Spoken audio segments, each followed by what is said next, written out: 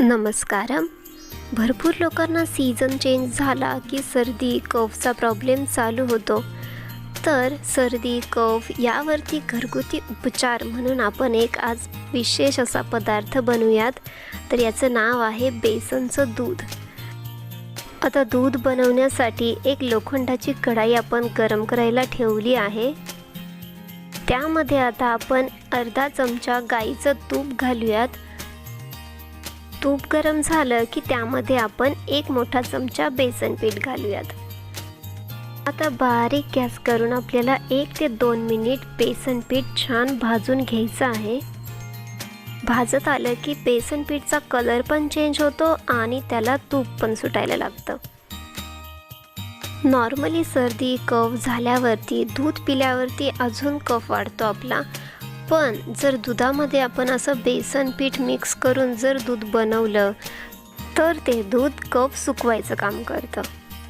त्यामुळे कफ सुकवण्यासाठी एक सप्लिमेंट म्हणून आपण हे दूध नक्कीच पिऊ शकतो. असं कंटिन्युअसली हलवून आपलं बेसन पीठ आता भाजून झालं आहे. तर तुम्ही बघू शकता की बेसन पीठचा कलर आता चेंज झाला आहे आणि तूपसुद्धा सुटलं आहे. आता यामध्ये आपण दूध घालूयात. तर 1 कप आपण इथे गाईचं दूध यामध्ये टाकलं आहे. आता दुधामध्ये बेसन पीठ आपल्याला छान मिक्स करून घ्यायचं आहे. तर त्यासाठी एका व्हिस्कचा वापर आपण इथे करणार आहे. तर आता व्हिस्क घेऊन असं छान आपण बेसन पीठ आपल्या दुधामध्ये मिक्स करून घेऊयात. असं मिक्स केल्यामुळे जास्त गाठी नाहीत बनत. आता आपलं बेसन पीठ आपण दुधामध्ये छान मिक्स करून घेतलं आहे. एकदा असं छान मिक्स झालं की आपल्याला याला 2 ते 3 मिनिटांसाठी उकळून घ्यायचं आहे. आता तुम्ही बघू शकता की दुधामध्ये बेसन पीठच्या बिलकुल गाठी नाहीत झालेल्या, खूप छान मिक्स झालेलं आहे.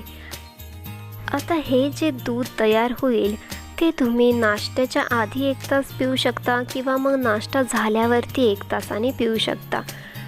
जर 2 टाईम प्यायचं असेल तर रात्री झोपताना सुद्धा पिलं तरी पण चालतं. हे खूप छान सप्लिमेंटचं काम करतं.